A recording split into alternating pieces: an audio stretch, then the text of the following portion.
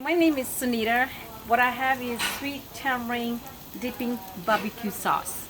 I'm gonna be marinating my chicken, my shrimp, and my salmon.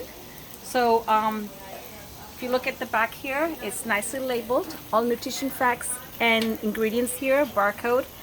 And we have sweet tamarind dipping barbecue sauce. You can use on lamb, pork, chicken, beef, or any vegetables, soup, or salad. So what I'm gonna do is I'm gonna start marinating my chicken here. Pour it here a little bit. There you go. Okay, here we go. Brush it a little bit